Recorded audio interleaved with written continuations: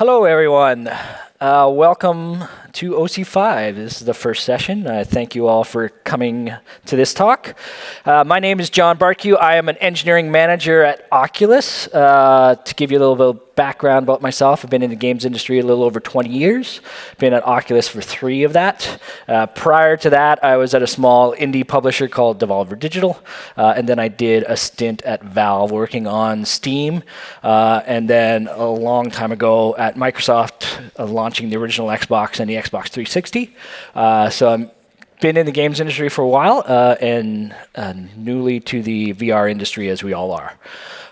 My first experience in what I call modern VR, which is what we're all in now, was back when I was at Valve in the early DK days. We got together a build of Team Fortress 2 that supported VR, and I got to try it. This is early DK days, so you can imagine what that looks like. So you're sitting with mouse and keyboard playing a high-speed FPS.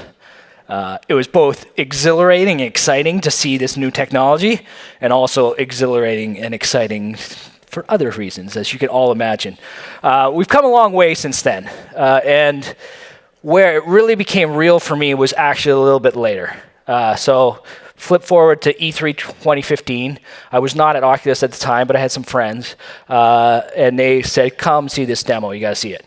And so what I did was this toy box demo, which was essentially 2 people in a virtual space with a table in between them, a bunch of different toys you can play with and shoot and all that kind of stuff. And I walked away from that just amazed because it was real. It felt like that person was there. Not only could I see them and hear them, but I could interact with them. And that to me was the aha moment for VR and the point when I said, I need to be part of VR. It's not all about uncomfortable situations. It's also about these fun social situations. And I think that's the future. And that's what my talk's about today. So I'm going to try and cover how we can build those together. And so VR is an amazing piece of technology. It can put you anywhere you want. It can put you in any kind of situation. It can put you there, and you can be active. You can be passive. Anything you want, and it's amazing. But what's even more amazing is when you can share that with someone. So walking around on the moon virtually is awesome. Walking around on the moon with other people is even better. It just feels more real. And that presence that we always talk about becomes more evident when there's multiple people sharing that experience. And even mundane tasks like being at work, talking to someone next to you, all of a sudden, if that person is there virtually, it changes the dynamics and it makes it, I'm not going to say works more exciting, but I will say it just seems more inviting and real. So what we're going to talk about today is how to build these kind of scenarios. And so we're going to do a quick introduction to some of the features that we have on the Oculus platform, targeted specifically on how you get people together in VR. This talk is focused mainly on Unity, but I will be showing all native code samples as well. And no prior experience is necessary, so everything you see here is kind of straightforward. It's definitely lower level, and so everyone should be able to run with all this when they get back home. And everything that I'm showing is going to be on Rift, but it works on everything. So it will work on Rift, Go, and the newly named Quest, Oculus Quest. And it works across all of those. So if you have an experience that you're building that is more high def on Rift, and then you'll have a lower def experience on Go, you can still have those people interact together with all of these same services and technologies. All right, so what I'm going to do to start off is do a quick little demo, because I think VR is best done visually. It makes it a little tricky, but I will do my best to make sure that it works. So what I'm going to show off is a network physics sample that we commissioned by Glenn Fiedler. So if you've done any kind of work in networking in games, you've heard Glenn's work. He runs the website Gafferon Games, and he's just like, I don't know what to call him. He's kind of like a savant when it comes to game networking. Like he can explain super difficult concepts very simply to so even someone like me can understand it. And so he did this demo, which essentially shows how to do networked physics. So it's essentially a bunch of people playing in a space with blocks and how to propagate that data across that network. I'm not going to be going into that detail because I am not the physics guy, but I'm just using that as the test bed to show off this and also to make sure everyone understands that this sample is out there. So it's something that we released on GitHub. If you do a Google search for something like Oculus network physics sample, you'll find it. There's a blog post that's attached to it that really explains all of the physics calculations as well, which if that's your thing, you can go check that out. And this is all built using all of our SDKs. So we have the platform SDK and the avatar SDK as well. So I'm going to ask that they switch over the screen to the computer, and we'll see what I can get going. All right. Make sure I'm pointing in the right direction as well. All right. Launch. Demo 0. Because I'm an engineer, and counting starts at 0. All right, so the basis of this is I'm in virtual space. In front of me, I have a bunch of blocks. Over to my right is where my network counterpart would be. In this case, it's essentially a loopback sample. So every packet that's being sent is actually coming back to me, and I see it. And what I can do is I can interact with blocks, pick them up, stack them, grab them in my hand, throw them, all that kind of fun stuff. And as you can see, when I look over here, my counterpart, which is actually me, is doing the same thing. And so if I grab a block and I drop it on other blocks, it will light up and illuminate the blocks that have been affected. And those are the blocks that are then being transmitted across to my counterpart. So that is the basic sample that we have. And that's what we're going to be showing off everything in. All right, we'll skip back to the deck, and we'll move on.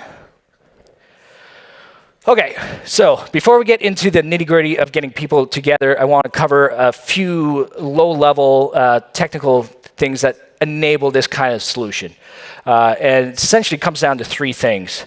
One is peer-to-peer networking. Second is VoIP. And third are those avatars that you saw. So peer-to-peer networking, we all know that's just sending bits across the wire to other people.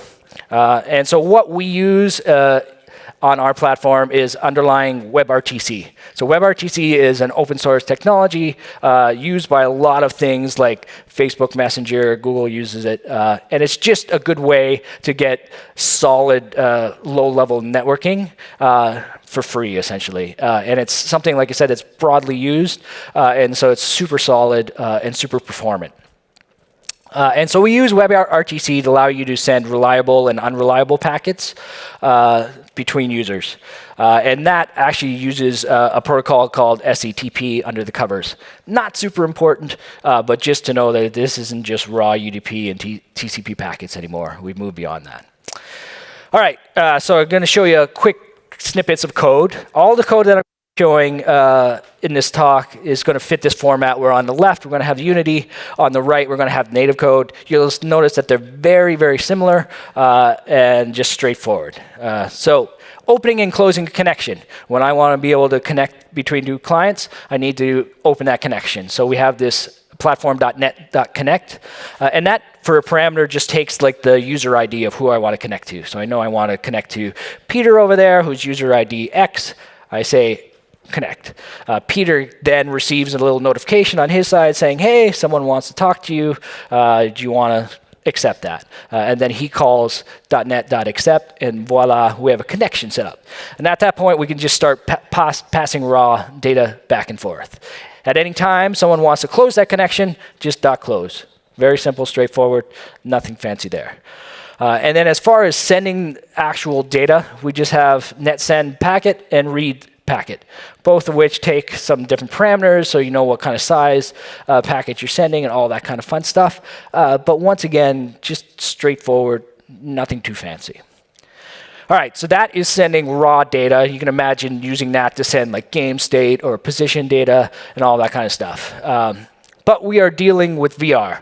At VR, it's hard to talk as far as texting each other, right? Because virtual keyboards, they exist, but they're kind of a pain.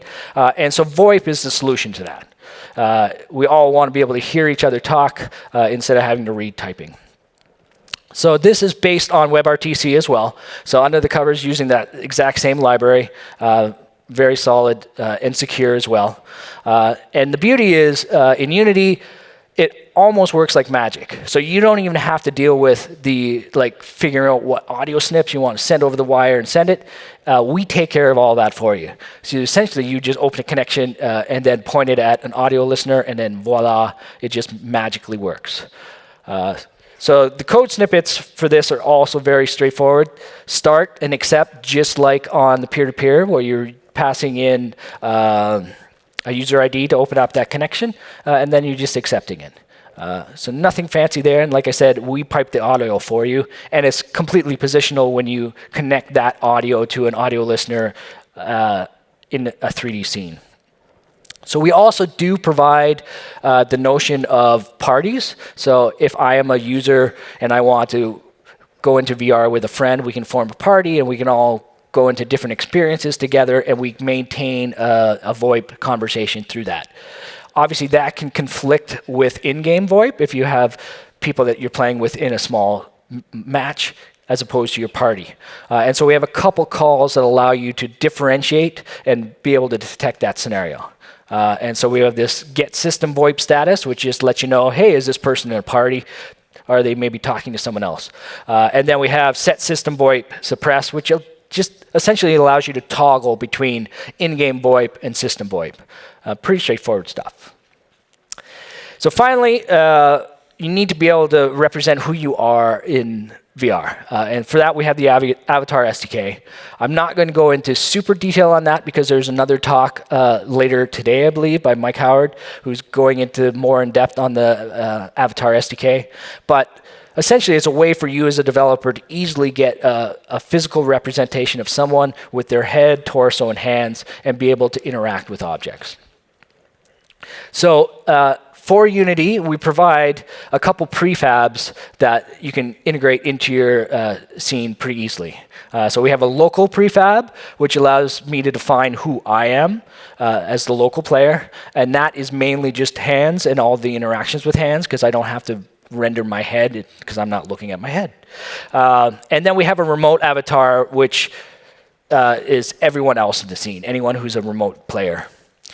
And what's cool about these prefabs is they take care of all of the sending or the handling of pose and whatnot. So if I'm doing thumbs up with my right hand and I've got like my hand over here and my head's going back and forth, that can be a lot of stuff to keep track of.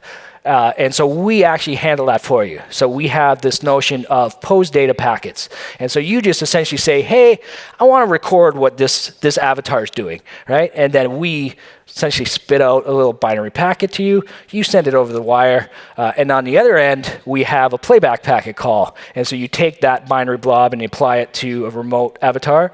And voila, they do the little hand gesture head thing exactly in time. And so it's just an easy way to get all those interactions up and running with essentially very little code. The avatars also have some other things that you can play around with, like custom grip poses, considering maybe you're like doing like a heavy metal VR game and you want to do a little rock-on horn, something like that. We have ways that you can generate those different hand poses. And then we provide some helper functions for grabbing objects and other things like mobile LODs, so you don't have to render a million polygon avatar when you're trying to render it on like an S4 or something like that. All right, so those are the underlying technologies for any kind of multiplayer online experience in VR or out of VR. And so what we're going to go into now is how we get people together. And there's three main ways you can do that. So the first one is when I want to play with people I know. So these are friends or people that I've recently played with. It's a very familiar construct for anyone who's worked in games. You know, I create a lobby or I send an invite and people come and join me. And so we have all that same notion with what we call rooms, which is our version of lobbies, and then we have invites as well. And so we have a few calls if you want to create your own lobby, create and join private, that creates a room and joins you automatically to it. Then we have another join call, so I can join any arbitrary room that I want. And then obviously I can leave a room anytime I want. And when any of these actions or updates happen to a room, you also get notifications. So your app always knows, hey, user X just left a room, or user Y just joined a room. So you don't have to continually keep polling that room to figure out what's going on. Our rooms do have the notion of owners, so you can figure out who the owner of the room is. Then you can kick people out of the room, do other fancy stuff. And then obviously you need to be able to know who all is in the room. And so we have this get users call that allows you to identify who's all in the room. We also provide some little helper functions to apply data to a room. So say you want to create a room and you want to let everyone know that we want to play on level 3, difficulty 7, right? That's something that you could send via peer-to-peer to all the people, but it's even easier if you can just do like some simple key value pairs. And so we provide this data store that allows you to do that. And then finally, invites. So we provide a system-level UI, which you can trigger with this call to launch invitable user flow, which allows you to invite people to your room. And this brings up a system UI, so you don't have to implement any UI in your game at all. But if you really do want to invite people via your own UI, we also provide another call, which just allows you to invite users. All right, we are going to move on to a demo. So Peter is going to help me out over here. I'm a big believer in live demos, so I will actually be trying to run a debugger to show you some of this in action. So as always, buyer beware when you're trying to do something like this live. All right, and we've got the code up on there. So essentially what this is going to show is just how you would handle an invite coming in. And this, once again, isn't super complex code, but just seeing it live and seeing it working sometimes helps in kind of visualizing what you want to do. So if you're a Unity developer, you use C#, you might be working in Visual Studio instead of MonoDevelop, but MonoDevelop works just as well. So here we have this call, set room invite receive notification callback. And what this allows me to do is just say, hey, anytime I get an invitation coming in, fire this function. We also provide a slightly different notification for if you accept an invite. This is just someone sends me an invite, I act on it. There's also the scenario someone sends me an invite and I need to accept it via the system UI. But this one's just easier to demo, so I'm going to show that right now. And so that will fire this callback down here, invite accepted callback, which passes the notification. And as part of that, there's the room ID that comes within that message.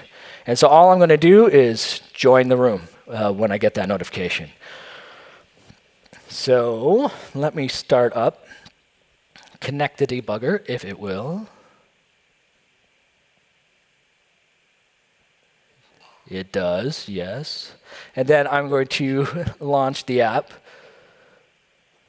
And then we'll see if Peter can then send me an invite in a second as it boots up. All right, beauty.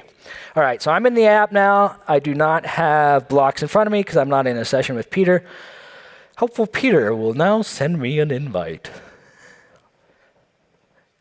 Okay, beauty. Now, as everyone sees, it's got that nice, uncomfortable hit a breakpoint feel. Or actually, you don't see that on there, sorry. So, we have hit the breakpoint over here, and now I have a room ID that is available for me to join.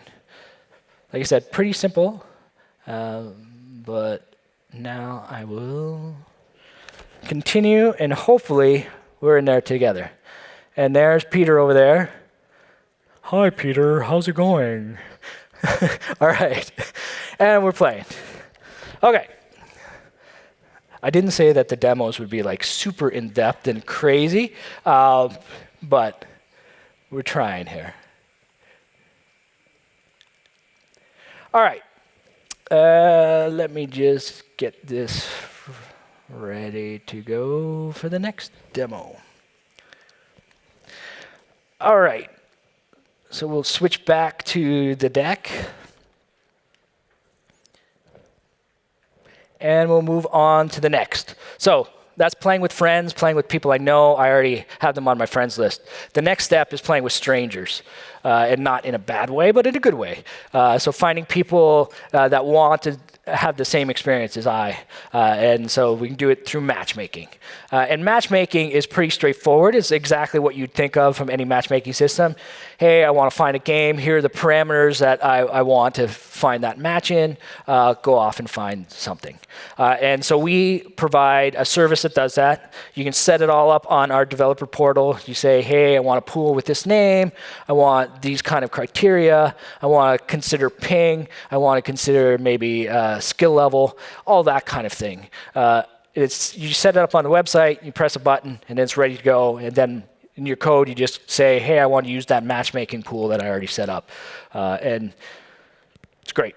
And so it's pretty straightforward. On the code side, it's very similar to everything that we've seen so far.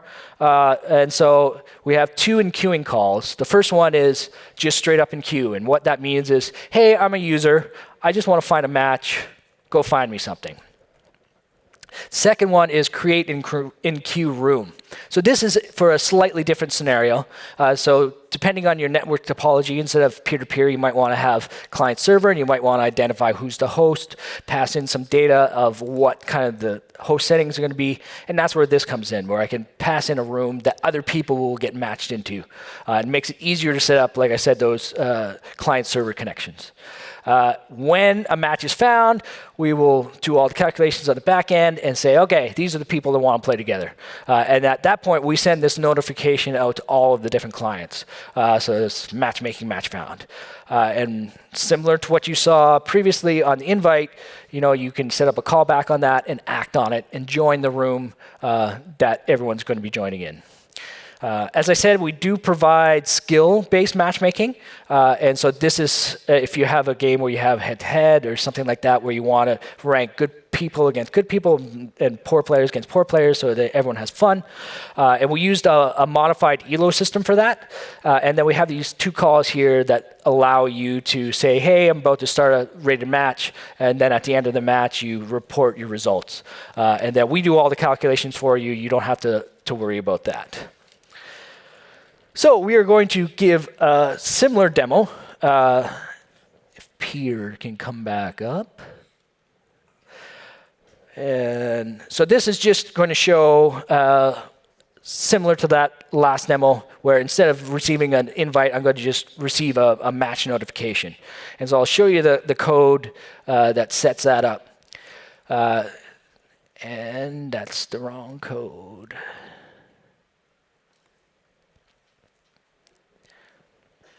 All right.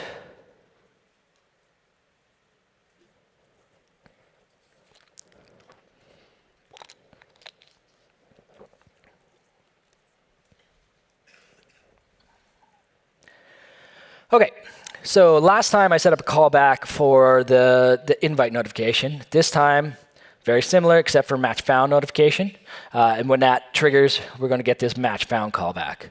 The other thing is, as soon as I start the demo, I'll be calling this function called start matchmaking. And in here is where I say, hey, I want to join the matchmake pool, and here's some options that I'm open for. So find me a match. And so that's that in Q2 call that I showed earlier. So what I'm going to do is I'm going to try and start the debugger again without getting too tangled up.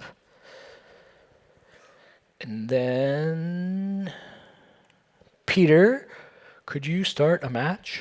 He's already in. Thank you, Peter. For those who are looking for great contacts at Oculus for technical questions, Peter is part of our DevRel team, and he runs a team that answers questions on Platform SDK and various other technologies that we have.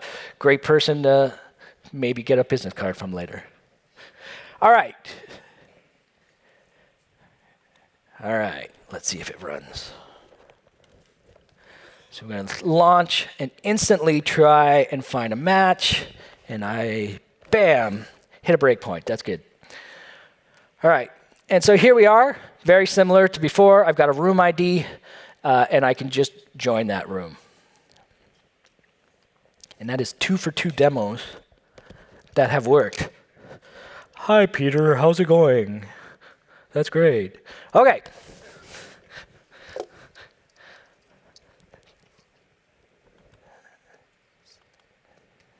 And while I am here, I will just get some code up, because my next demo does not actually use the debugger, which is good. But it does require some code. So if we can switch back to the deck, I can move on to the final scenario. So we've had playing with strangers, playing with friends, and now we're going to go into something a little more complex. So we have various different ways to get groups of people together. All right. Sometimes you want to get a group going into an experience together that's not necessarily for a single match, or sometimes not with just people you know. And so we have a couple things for that. First thing is coordinated app launch. So we already have this live on mobile in the Rooms app. So in the Rooms app, I can join this virtual room with people, and then we can go around the table and say, hey, what game should we play? And we all vote and decide that we're going to launch into a game together. Say, we all want to play poker together. And then we launch into that game, and the game is aware that we all launched together and wanted to play that. Right now, this is only on mobile, but we are also bringing this to PC as well. And so this is something, as an app developer, you'd want people to be able to launch into your game from. And it's part of this future view of like a more seamless VR experience. And so as an application, we have this call called get launch details. And all it does is say, hey, how did I get launched? And so we have launch type, launch source, and you can find out who you were launched with. And that allows you to, once again, just figure out, was I launched from a different path, and how do I react to that? Related, we have deep linking. And deep linking is where you can launch into another app. So say you are creating this poker app, and you want to actually turn it into a casino app, all right? And so I enter a virtual casino, and then I have a sub-app for poker, I have a sub-app for blackjack, and want to be able to launch into these different experiences seamlessly without having to come back to the system UI. And so we have this launch other app, very aptly named API, that allows you just to launch into another application. And we do allow you to attach a small bit of data to that launch, so you can identify any special case that you want. One of the special cases that we have is events. So if you've seen in the Oculus app, there's a bunch of different events that are going on from time to time, whether it just be like streaming videos or poker tournaments and that kind of thing. You can work with our business team to figure out how you can leverage that system, but that system also leverages this deep linking. So as an app, you would know that, hey, this person was launched from the events tab for this particular event. I'll go put them right into that poker tournament, so they're good to go. So the third and final demo, which is surprisingly enough even less sexy than the first two, unfortunately. But what it's going to show is essentially how you handle that data coming in. And it's a little tricky because I can't actually debug it because I'm being launched by the system. I can't launch it myself from the app. And so what I'm going to just show you is that what I've added here is some debug code. We've all used printfs way too many times in the past to debug. And so that's exactly what we're doing here. I'm just going to log some details to the debug panel that says, how was I launched? Was there an associated room ID? And who else was involved with that? And so Peter, if he can send me an invite, actually, let me see if you guys can see this. Yeah, all right. So this might make it look a little better. So everyone can see my fancy Rift 2.0 room. If you don't have yours set up and you don't have all the great dinosaurs, don't worry, you'll get them over time. But Peter sent me an invite, and so I can go over to my notifications tab, and I say, hey, Peter invited me. Click on that, join, and an error. All right, it had to happen. Okay. Peter, can you try and send another invite?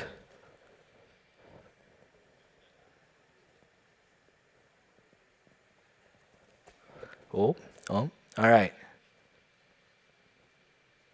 No. All right. So you are going to have to imagine. Imagine you are in a VR space like you've never seen before, and the invite actually accepted. And what you would see is very unattractive printfs printing out on the screen. But essentially, it's just this easy. Like, I make this call to get launch details. It populates this object, and then I can access these fields. Nothing rocket science, but once again, it just allows you as an app developer to link into different things in the system, right? At the end of the day, we are all technology people, want to build great experiences, but we also need to be able to pay the bills. And so things like events and different promotions like that we provide on the store link into this kind of stuff, and it just gives you that opportunity to better appreciate your customers and target your customers. All right, if we can go back to the slide deck, we will go and finish up. So everything I've shown you right now is very straightforward and available now. So the sample is available for download on GitHub. All of the SDKs are publicly available. Nothing that I showed here is hard to figure out, so you can get started right now. And what it really does is it sets us up for the future. Because at the end of the day, yes, being on Mars in VR is cool. Being on Mars with someone else in VR is even cooler. But what's even cooler yet is if we can then transport directly to the Eiffel Tower in Paris and start checking things out. And then from there, we can go right on to San Francisco and check out the view of the Golden Gate Bridge. It's this seamless interaction with your friends in VR through all these different experiences is, for me personally, what I see as what I want the future of VR to be. I hate to use the term metaverse because it's such an overloaded term. But at the end of the day, VR should be seamless. It should be everywhere once I put on that headset. I shouldn't have to back out to a system and click on an app to launch into the next one. I want to be able to bring my friends with me and share it all the way through. So that is the content that I have. I want to thank everyone for coming. We